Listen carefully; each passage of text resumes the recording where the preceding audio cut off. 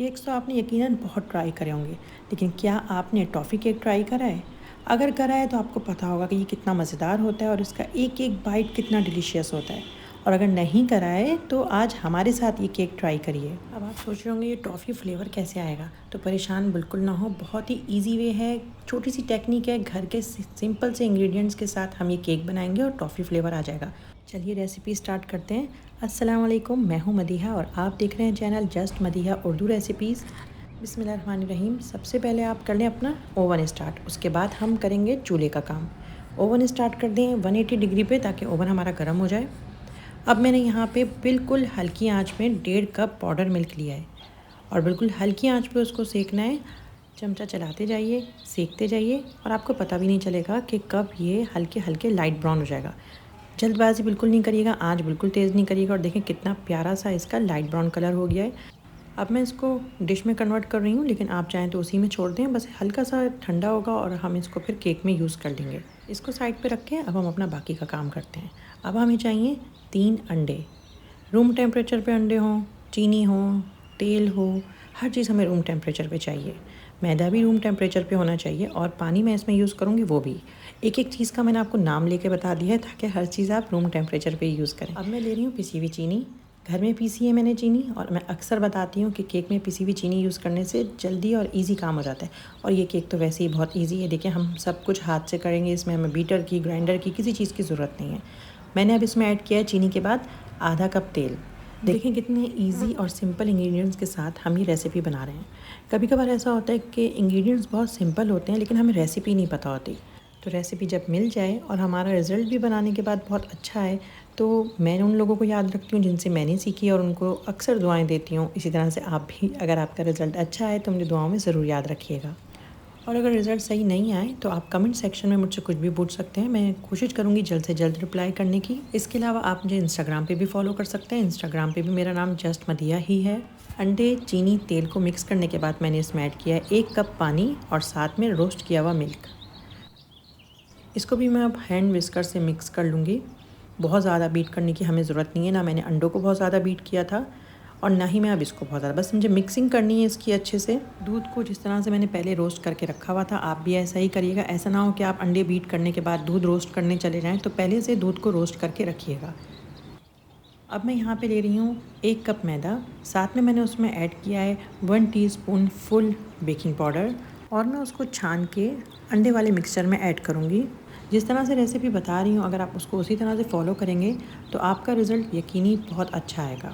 اور یہ کیک کوئی اتنا زیادہ مشکل بھی نہیں ہے، بہت ایزی سمپل کیک ہے جو بہت بآسانی بن جاتا ہے۔ اور اب میں اس میں ایڈ کر رہی ہوں 1 ٹیبل اسپون فل ونیلا ایسنس۔ آپ کے پاس اگر نہیں ہے تو آپ نہ ڈالیے، لیکن اگر ہے تو اس سے بہت پیاری خوشبو آئے گی۔ میدا ایڈ کرنے کے بعد بھی ہمیں اس کو کچھ زیادہ مکس نہیں کرنا ہے، صرف اتنا مکس کرنا ہے کہ اس میں کوئی لمپس یا اس میں کوئی گٹھلی نہ رہے، اور پھر ہم اس کو بیکنگ ٹرے میں کنورٹ کر دیں گے۔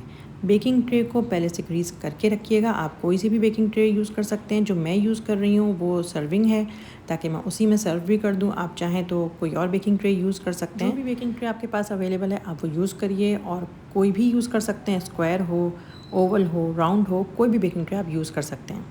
ابھی صرف ہمیں اس کی مکسنگ کریے اور اس کا ٹیسٹ بالکل ٹافی کا ہو چکا ہے اور بہت مزیدار ٹیسٹ ہے اس کا۔ ویسے میں اس کو اس طرح سے بھی کھا سکتی ہوں کیونکہ یہ بہت مزیدار ہے، لیکن مجھے کیک بنانا ہے اور آپ کو پھر رزلٹ بھی دکھانا ہے کیک کا۔ ویسے میں مٹھائیوں وغیرہ سے زیادہ کیکس پسند کرتی ہوں، اسی لیے میرے چینل پہ آپ کو کیکس زیادہ نظر آئیں گے، اور زیادہ تر سب کپ میجرمنٹ سے ہیں اور سب بہت ایزی ریسیپیز ہیں، تو آپ چاہیں تو میری باقی ریسیپیز کو بھی فالو کریے اور کیکس کو انجوائے کریے۔ اب ہم بیٹر کو اچھے سے اسپیچولر سے صاف کر کے بیکنگ ٹرے میں ایڈ کر دیں گے، اور گرم اوون میں اس کو 30 سے 35 منٹ یعنی 30 سے 35 منٹ کے لیے میں بیک کروں گی۔ صرف نیچے سے مجھے اس کو بیک کرنا ہے، باقی آپ کے اوون کے اوپر ڈیپینڈ کرتا ہے اور آپ کی بیکنگ ٹرے کے سائز کے اوپر ڈیپینڈ کرتا ہے کہ آپ کو کتنا ٹائم لگتا ہے۔ کیک میرا بیک ہو چکا ہے اور دیکھیں کتنا پیارا کلر آیا ہمارے کیک کا۔ کیک کو میں سائڈ پہ رکھ دوں گی اور اب ہم تیار کرتے ہیں اپنی ٹاپنگ۔ ٹاپنگ سے ہمارا کیک بالکل ٹافی فلیور دے گا، اور ٹاپنگ بنانا بہت ایزی ہے، بالکل ہلکی آنچ پہ ہمیں یہ کام کرنا ہے۔ اور میں اس میں چینی ایڈ کر رہی ہوں، پونا کپ چینی ہے، یہ آپ 1 کپ بھی لے سکتے ہیں لیکن پونا کپ لے رہی ہوں میں، اور اس کو بالکل ہلکی آنچ پہ ہمیں پکانا ہے، اور یہ ہلکی ہلکی میلٹ ہونا شروع ہو جائے گی۔ چمچہ میں نہیں چلا رہی ہوں، آپ بھی چمچہ نہیں چلائیے گا. بالکل ہلکی آنچ پہ جب ہم چینی کو پکائیں گے تو وہ خود میلٹ ہونا شروع ہو جائے گی اور چمچہ چلانے کی ضرورت پڑے گی بھی نہیں. ہلکا سا میں اس طرح سے ڈش کو ہلا رہی ہوں. اگر مجھے لگ رہا ہے کہ کہیں کی چینی پگھل گئی ہے اور کہیں کی نہیں میلٹ ہوئی ہے تو اس طرح سے چینی ہماری چاروں طرف پھیل بھی جائے گی اور وہ اچھے سے میلٹ بھی ہو جائے گی. یہ کام آپ نے بالکل ہلکی آنچ پر ہی کرنا ہے. ایک تو یہ تھوڑا ٹرکی ہوتا ہے کیونکہ اس میں تھوڑا سا اسٹیم وغیرہ نکلتی ہے تو تھوڑا ڈینجرس ہو جاتا ہے. اس کے علاوہ جب آپ اس کو بالکل ہلکی آنچ پہ پکاتے ہیں تو آپ کو نظر آتا رہتا ہے کہ اس کا کلر کیسا ہے. چینی میلٹ ہونے کے بعد میں نے اس میں اسپیچولر یوز کرا ہے اور اب میں اس میں ایڈ کر رہی ہوں 1 چمچہ مکھن. مکھن سافٹ ہے، فریج سے میں نے نکال کے رکھ لیا تھا. چینی کو بالکل ہلکی آنچ پہ میں نے میلٹ کیا ہے، اسی لیے اس کا کلر کتنا پیارا آیا اور ساتھ میں اس میں کڑواہٹ نہیں آئے گی. اگر آپ اس کو تیز آنچ پہ کام کریں گے یہ تو پھر آپ کی چینی میں ایک کڑوا پن سا آئے گا اور وہ ٹافی فلیور کو خراب کر دے گا. آنچ کو بالکل ہلکا رکھنا ہے. اگر آپ چاہیں تو اس پوائنٹ پہ اپنے فلیم کو آف بھی کر سکتے ہیں اگر آپ کا فلیم بہت زیادہ ہلکا نہیں ہوتا ہے تو، اور پھر تھوڑی دیر بعد دوبارہ اسٹارٹ کر لیے گا. لیکن آنچ کو بالکل ہلکا رکھ ہی ہمیں کام کرنا ہے کیونکہ نہ ہمیں اس کو بہت زیادہ تھک کرنا ہے نہ ہی ہمیں اپنے فلیور کو خراب کرنا ہے. مکھن میلٹ ہونے کے بعد میں اس میں ایڈ کر رہی ہوں 1/2 کپ کریم. ٹاپنگ بہت ایزی ہے اور 2-3 چیزوں سے تیار ہو جاتی ہے، لیکن اس کو اتنی ڈیٹیل میں بتانے کا مقصد صرف یہ ہے کہ اکثر بچیاں یا پھر اگر آپ پہلی بار بنا رہی ہیں تو پھر ایسا نہ ہو کہ آپ اس کو بناتے ہوئے آپ اسٹیم سے آپ کا ہاتھ جل جائے یا پھر یہ کہ اس کا فلیور خراب ہو جائے. کیونکہ انگریڈینٹس بہت سمپل ہیں لیکن صرف اور صرف اس کو بنانے کا ایک طریقہ ہوتا ہے. اور اس کا ٹافی فلیور دیکھنے کے بعد کبھی آپ اس کو چکھنے کی کوشش نہیں کریے گا کیونکہ یہ بہت اسٹکی ہوتی ہے اور آپ اگر چکھنے لگیں گی تو آپ کی انگلی جل جائے گی یا آپ کی زبان جل جائے گی. تو میں پہلے سے وارن کر رہی ہوں آپ کو، تو آپ تھوڑا سا صبر رکھیے کیونکہ چکھنا تو بعد میں آپ ہی نے ہے. ٹاپنگ ہماری ریڈی ہے. اب میں اس کو ڈائریکٹ کیک پہ ایڈ کر رہی ہوں.